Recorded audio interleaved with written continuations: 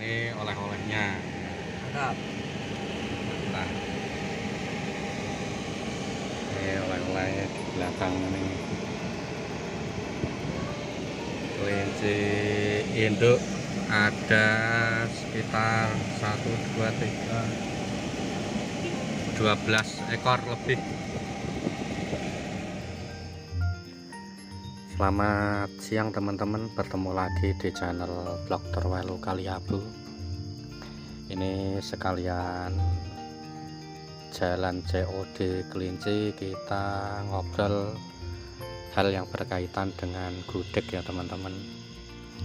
Jadi untuk masalah gudeg ini jadi salah satu problem peternak kelinci yang sangat sering terjadi. Jadi kalau menurut saya, pengalaman pribadi ini, kelinci yang mudah gudeg itu karena kandang teman-teman biasanya dalam kondisi suhu yang sangat panas. Selain panas juga dalam kondisi kandang yang lembab.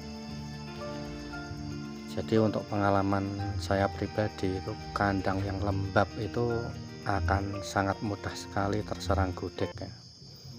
Begitu juga kandang yang terlalu panas juga sangat mudah sekali terkena gudeg.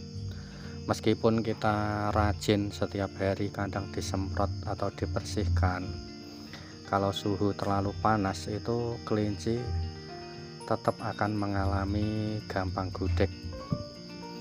Itu saya sudah membuktikan sendiri. Jadi salah satu cara untuk menghindari kelinci yang sering terjadi gudeg itu teman-teman usahakan bikin kandang yang terbuka, yaitu kandang semi outdoor ya. Kalaupun kandang teman-teman di dalam rumah itu jangan ditutup rapat-rapat, jadi biar sirkulasi udara masuk.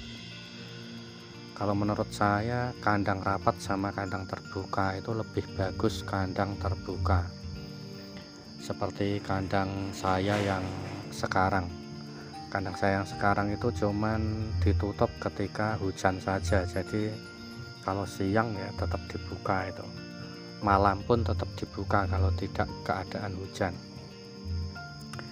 Jadi untuk teman-teman yang belum bikin kandang yang terbuka saja, sirkulasinya yang bagus, itu insya Allah akan aman dari gudeg. Begitu juga kalau teman-teman sudah bikin kandang di dalam ruangan atau dalam rumah, itu usahakan jangan lembab.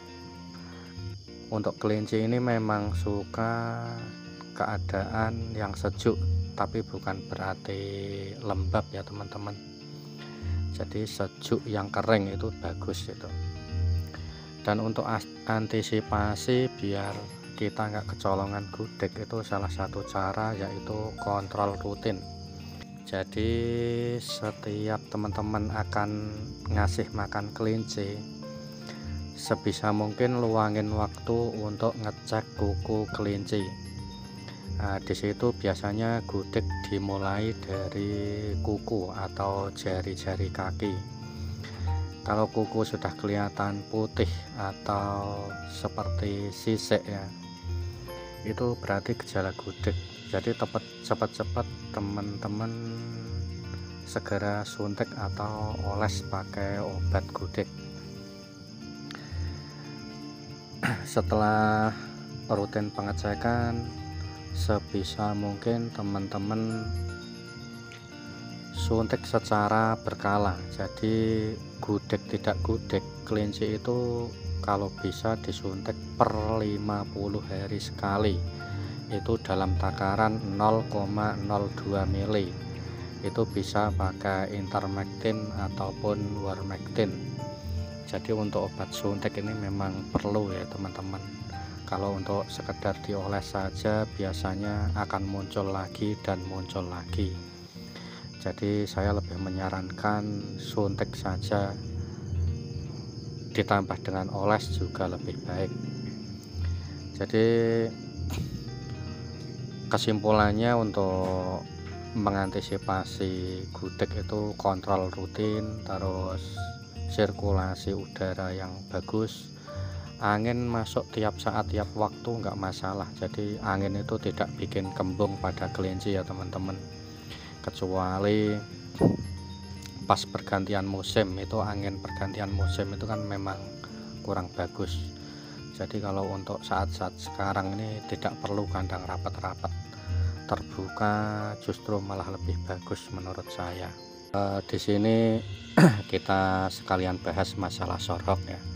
Sorghok pada kelinci itu bukan karena kelinci itu besar atau bobotnya terlalu berlebihan. Itu sangat tidak pengaruh dari faktor kedua itu.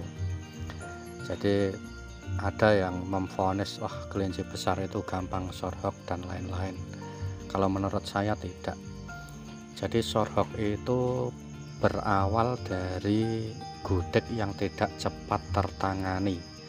Jadi karena gudeg itu berawal dari kaki, jadi ketika kelinci gatal terus si pemilik itu enggak cermat, itu biasanya pada kaki atau tumit kelinci itu awal kalinya gudeg terjadi. Jadi kelinci gatal, pemilik tidak paham, tidak tahu, si kelinci terbiasa geduk-geduk kaki sehingga lecet, dan lecet itu menimbulkan infeksi dan menjadikan kelinci itu jadi sorghok. Kalau ada yang bilang cuman kelinci ras besar atau kelinci yang gemuk yang sorghok, itu tidak masuk akal, karena kelinci yang mini pun itu bisa sorghok.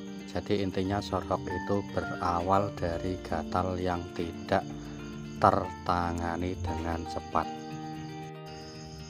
Terus biasanya teman-teman selalu mengantisipasi dengan dikasih alas bambu ya teman-teman. Itu menurut saya malah justru kurang bagus, karena bambu itu tempat sarang bakteri ya. Kotoran-kotoran di balik bambu itu justru malah membahayakan kelinci. Kalau teman-teman kandangnya sudah galvanis saja. Itu justru pembersihannya lebih mudah, lebih gampang. Jangan didobel-dobel lagi dengan bambu. Itu bambu itu justru malah akan berakibat fatal itu. Selain anak-anak kelinci nanti mudah split, kelinci juga akan mudah gatal karena bakteri-bakteri dalam bambu itu susah sekali hilang, karena bakteri menempel di balik-balik bambu. Meskipun kelihatan bersih, tapi sebenarnya bambu itu sangat kotor sekali. Jadi untuk kesimpulannya, sudahlah, kandang galvanis ya nggak usah didobel-dobel pakai bambu. Jadi kelinci gemuk, kelinci besar itu tidak mengakibatkan sorghok. Jadi untuk poin-poinnya, pertama, jaga sirkulasi kandang. Itu untuk sirkulasi kandang perlu dan wajib bagus. Terus suhu kandang diusahakan jangan terlalu panas ya. Terus selanjutnya jangan terlalu lembab. Untuk berikutnya, pengecekan rutin seminggu sekali itu pada kuku-kuku kelinci. Apabila kelihatan gejala gudeg, langsung sikat aja, suntik pakai obat suntik. Terus jangan lupa untuk per 50 hari sekali atau 60 hari sekali suntik rutin. Gudeg tidak gudeg, suntik saja 0,02 mili ya teman-teman. Untuk info saya rasa cukup sekian teman-teman. Kalau ada pertanyaan silahkan komen di kolom komentar, kita akan jawab satu persatu. Terima kasih atas dukungan channelnya. Salam sukses, salam semangat, dan selalu bahagia. Matur suwun.